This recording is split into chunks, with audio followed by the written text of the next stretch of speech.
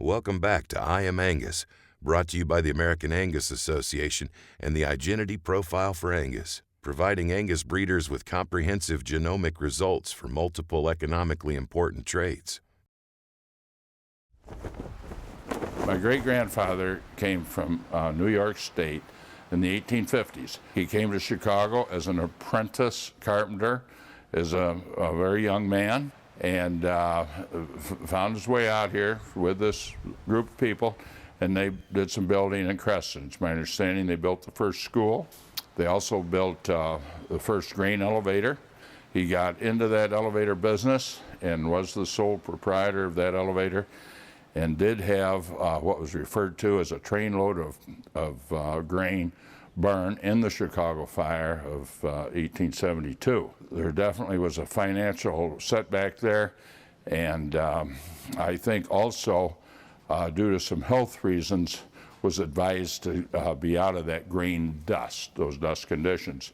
So he bought 80 acres of where we're standing right here, and that was approximately 1871.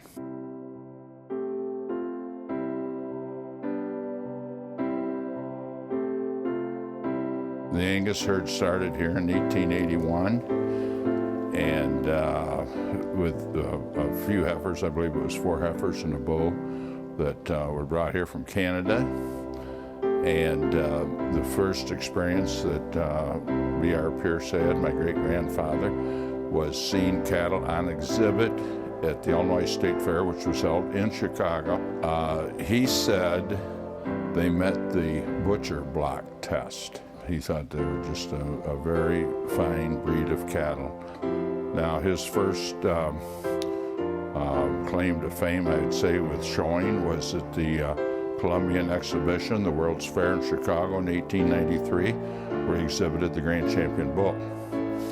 Then that bull went on and produced a female that later was the mother of the first international Grand Champion steer, whose name was Advance, and that was in 1900.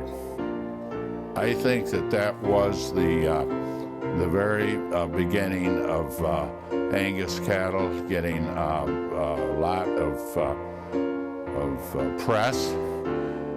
He sold for a record price. He sold for $1.50 a pound, which was a record for 17 or 18 years. And about that same time, a bull was produced by the name of Black Woodlawn, which he was shown as a yearling in Chicago and did fairly well, but on the following year in 1902, he was the supreme champion Angus bull, and went on and became a very, very, very well-known sire, and traces to many, many, many of the pedigrees today trace to Black Woodlawn. Woodlawn Farms is so important, I think, to the agriculture community today and the general population at large, because it stands for a place in a time and a way of life that was just cherished by the 4 generations who lived and worked here. And the husbandry and the care and the concern and the constant taking care of, as well as loving the Angus cattle. The greatest contributions that this farm has made were probably in the 1940s and 50s in regard to merchandising cattle in the West, mostly through the National Western Livestock Show. Lots of people were introduced to Angus bulls. That country west of the Missouri River was primarily Herefords, and I know that not only the cattle that were marketed through the National Western Livestock Show, but marketed privately, made a great contribution to the Angus breed in the western part of the United States. The week or two leading up to that sale, you're so busy getting organized for it. And the several weeks afterwards, you're so busy handling the records and the paperwork that the time for reflection isn't there until all the dust settles and you drive around and there isn't a black cow on any pasture, and then you feel the ouch. There's really nothing about this that I don't love and enjoy. I enjoy being here on this farm on a daily basis, more than probably any place that I could possibly be or anywhere that I travel. It's just a great place.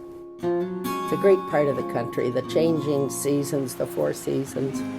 Just a wonderful place to be. As Blan so often says, we've traveled here and there, but he's always can't find anything he likes any better than northern Ogle County and Woodlawn farms. There's a great history. You look at that old farmhouse built by his great-grandfather, and you're just glad you're still part of it.